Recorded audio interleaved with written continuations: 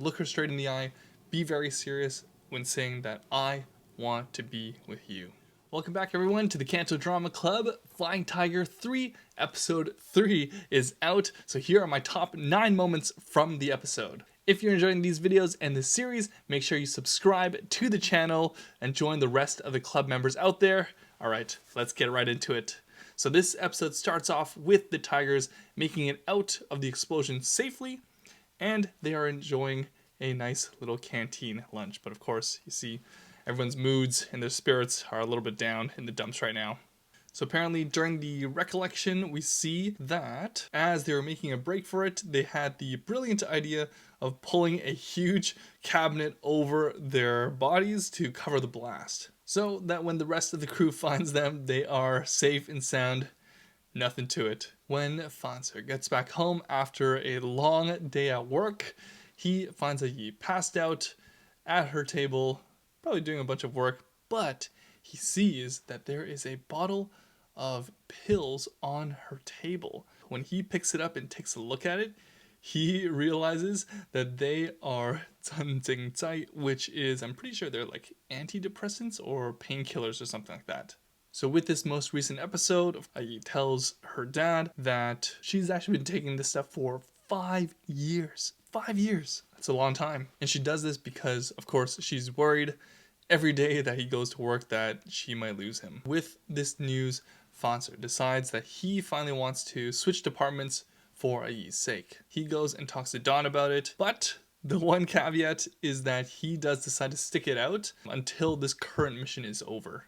So after he decides on this and also tells Dawn, he has an exit speech with the rest of the squad. When Alok very selfishly said that you can't leave right now because they need him, he stresses that the Feifudoi, so the Tiger Squad, is strong as a team, not just because they have one person who is on that team. They need everyone to trust in each other and to work together to solve all these problems. And it's true, like, he can't be with the team forever, so these guys, they gotta step it up and really learn how to work together without him. Continuing on in the episode, Allah invites Ahin out to take a look at a necklace that he is thinking about buying Suyu. Essentially, he's saying that he wants to get this gift so that he can show his sincerity and his dedication to Suyu. Throughout all this, Ahin tells him to just be serious the next time he asks her out, because he's always joking around. So, I mean, if someone's always joking around, how do you even take them seriously? How do you know what's true, what's false, or are they just kind of floating things out there, you know? So for him, he just has to look her straight in the eye, be very serious when saying that I want to be with you. Alright, moving forward, we see a plane land, and we've got an important person, a VIP coming out, and hey look, it's this guy.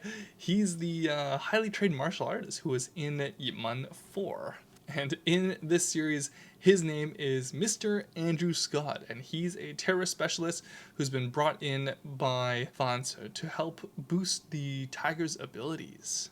As they are escorting Mr. Andrew Scott out of the airport, though, some mysterious car decides to follow them. This Land Rover doesn't look suspicious at all, but Fanzer, being the experienced guy that he is, he picks up on it, and of course, I mean, this car is driving like in the lane right behind all these cars. Something's up. So the team make a strategic pullover. They get out of their cars and they wait for the Range Rover to pass by. They take a look and I'm pretty sure they recognize that it is Renee in the car. In these next couple scenes, we just see that Mr. Andrew Scott starts to demonstrate all these little tactics, fight mechanics, and all these things to the Tigers, and they have a little demo. Once again, these things look very fun to practice, but in real life, I don't think I'd like to do any of this stuff. See, it's exactly this type of stuff where Alok purposefully asks Suyu if he looks cool after doing that. That's the type of stuff that doesn't get you the points, man. Come on, wake up. Oh, look at that demonstration. Hand on the waist.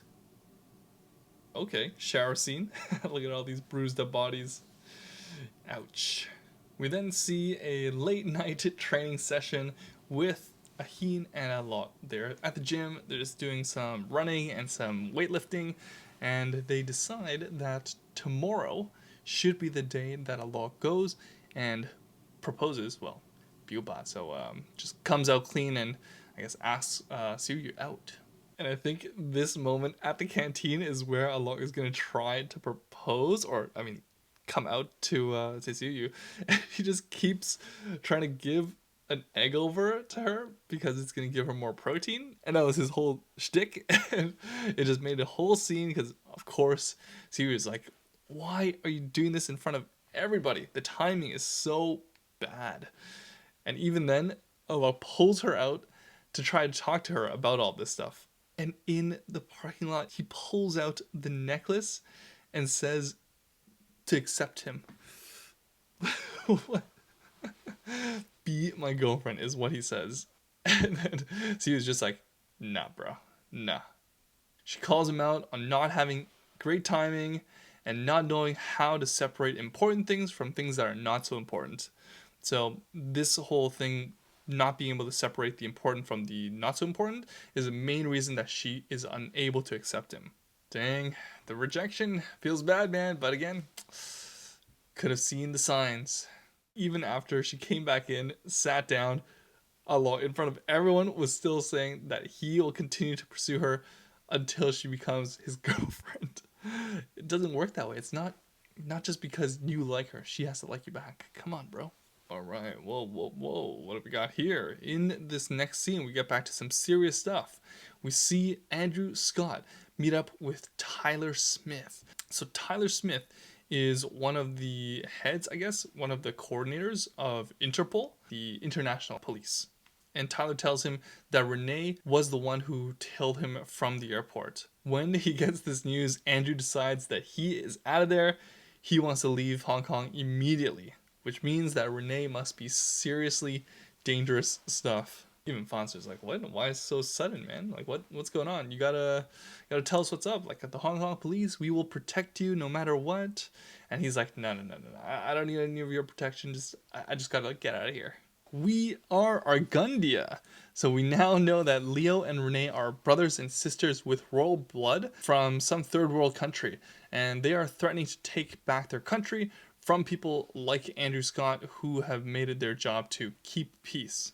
As Andrew was trying to get out of the country, Renee, of course, captures him, and we find out that whoever Andrew works for killed Renee's parents and a lot of the innocent people in their country. So maybe if Andrew works for, or I guess with Interpol, maybe it's the international police that killed off Renee's family and her country. So she's just trying to reclaim her kingdom. But now we see a little bit more of her backstory and her reasoning for doing all the things that she's trying to do. And oh man, another intense sequence as the Tigers try to save Andrew and capture Renee and her henchmen. And Renee is not joking around. He kills off one of her henchmen, the guys who actually betrayed Andrew and brought him in. So Andrew knows that she is not joking around. She'll kill him if she needs to. Oh man, I can already tell this next episode is gonna be wild. So make sure you guys smash that like button, subscribe, and turn on the notification bell so you know when the next video drops. Have yourselves a wonderful day, and I'll see you guys back here on the next one. Peace.